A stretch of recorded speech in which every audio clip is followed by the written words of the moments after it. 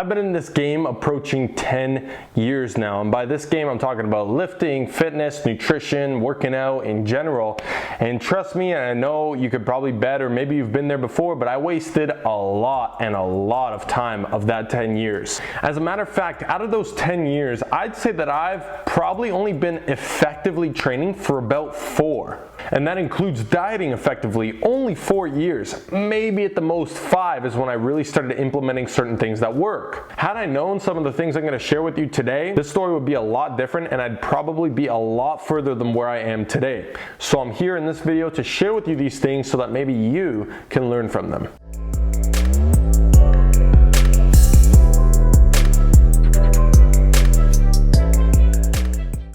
What's up YouTube, it's your boy John Mango and I'm back again, repping Beyond the Iron, where I drop weekly fitness content on this channel to help you get to those goals, whether it be gains, fat loss, anything. So subscribe so you don't miss out. We're gonna go ahead and dive right into it. 8 things that I wish I knew. And by the way, the list is a lot longer than this, but these are the 8 things that I think would have made the biggest difference. So let's go ahead and start it off.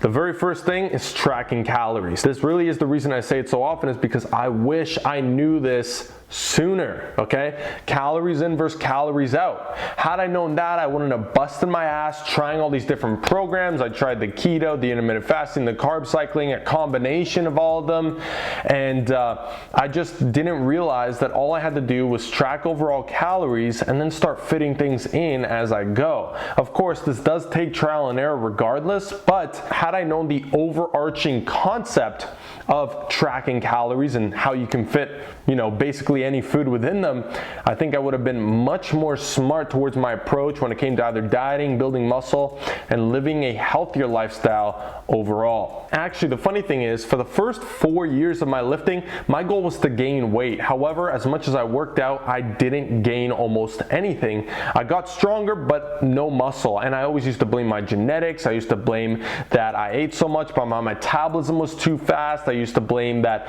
others had it easier and I didn't. Until I tracked my calories, it really opened up. It was like seeing for the first time, and I was able to see that I, as a matter of fact, was not eating that much, and I am capable, as anybody else is, to achieve the things I wanted to achieve when it came to my fitness. The next mistake that I made that I wish I knew about was going too fast. Whether it was bulking too fast or cutting too fast, I did them both. Listen, optimal rate of weight loss, that is a very important thing that you need to keep in mind. All these people, they lose 10 pounds in a week. That doesn't matter, because losing weight too fast like that does bad things mentally and physically, which leads to them not being able to sustain that. For myself, when I realized that I was tracking calories and I needed to eat more, well, I decided to bulk, and when I did, I bulked too fast.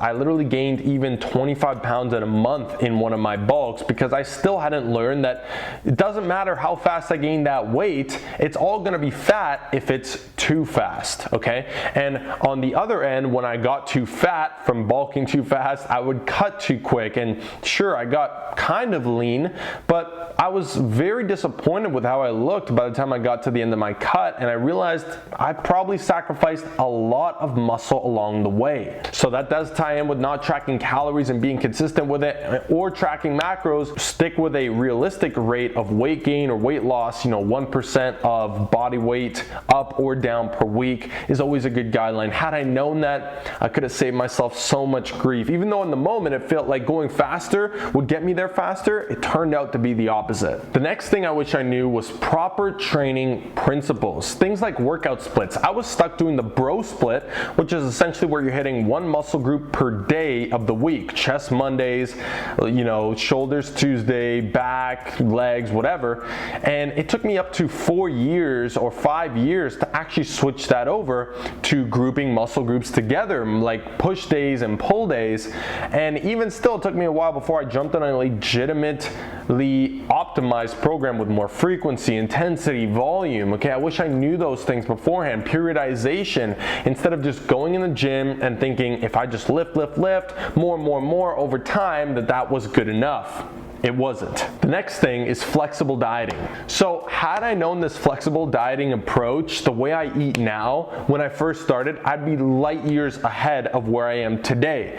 Whereas before, I was pretty certain that, okay, I need to be overly strict with my diet, and anytime I messed up, you know, if I went to a family event or I had a cookie or whatever, I would beat myself up mentally because I thought, if I'm not 100% perfect with my diet, I'm not gonna get to my results as fast as I want. Of course, as what the trend has been, that was the complete opposite, okay? I actually would end up binging and crashing and going down this cycle of beating myself up mentally more and more, and it even got to a point where I was bringing my Tupperwares to family events, Christmas dinners, and all this, basically torturing myself when all this good food is out because I thought that that was necessary to get to my goals, when in reality, it was the complete opposite. The next thing I wish I knew, and a lot of people need this one today, is online credibility, or just credibility in general, okay? Just because a guy at the gym is bigger than you doesn't mean he knows more than you. I wish I knew that. Those bodybuilders in the magazine, Arnold Schwarzenegger and these physique athletes and the Instagram influencers, at the time there wasn't Instagram influencers, but the point is people that looked good or were in better shape than I was or looked bigger, I automatically equated to credibility.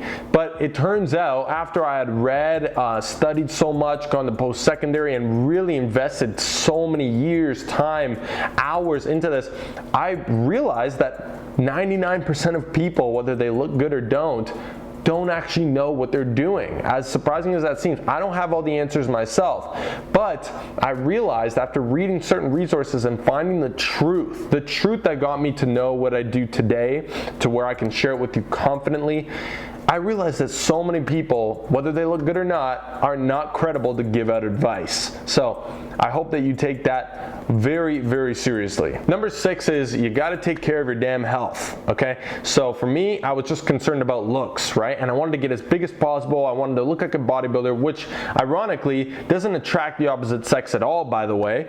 But I thought, you know, I gotta look big. I wanted to get big for myself. I wanted to get as strong as possible, all these things.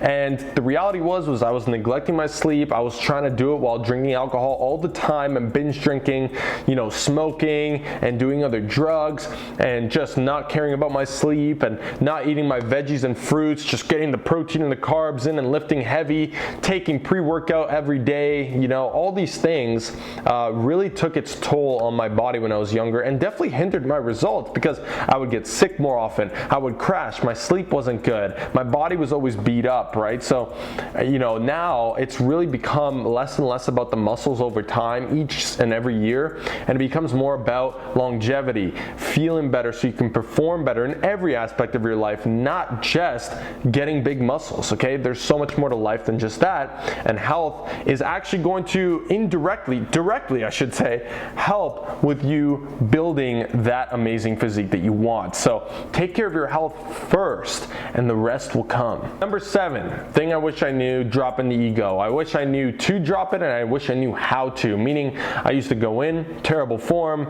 I would hold myself back with tightness, aches, pains, injuries at times, and I would just lift as much weight as possible. If there was a girl in the gym, I lifted more if I was near her, when the funny thing is nobody cares about how much weight you can lift. Nobody. But I made the mistake of thinking anybody did at all. And I wanted to lift more and more, and I tried to, again, speed up that process to where my form just got worse over time, and it led to the point where now I'm even still, 10 years later, rebuilding certain terrible motor patterns that I built over those years of terrible lifting. And, you know, my strength as a result has taken a hit. My physique as a result has taken a hit. So definitely one of the biggest things is drop the ego at the door. As a matter of fact, don't ever pick it back up. The 8th thing that I wish I knew was that this is a long-term game. I know it sounds obvious and all that, and a lot of people don't want to hear this, but I gotta be real with you guys. 2 years into this, I made some gains. You know, I was stronger, I was benching a little bit more, all this, and I thought, you know what, in 2 years, I'm gonna be massive. I had a medium-term approach. In 2 years, I'm gonna be huge. And I was like, imagine when I'm 20. When I'm 20, I'm gonna be the most jacked guy around. When I'm 25, I'm gonna be so every year I would think the same thing. I was like, well, in 3 years, I'll be huge. And the reality is if you showed me or told me that I was gonna look like this 8 years ago to my younger teenage self, with the ego, mind you, I would have been severely disappointed. Not to say that I'm disappointed with how I look whatsoever. I'm very proud and, like I said, very happy, satisfied, and that each year it becomes less and less about more muscle. But with that said, and it's funny that I say that because I'm literally starting a series now about how I'm going to gain the most amount of muscle, but that's just something I'm doing for myself, you know, something for fun, something that I want to push myself in.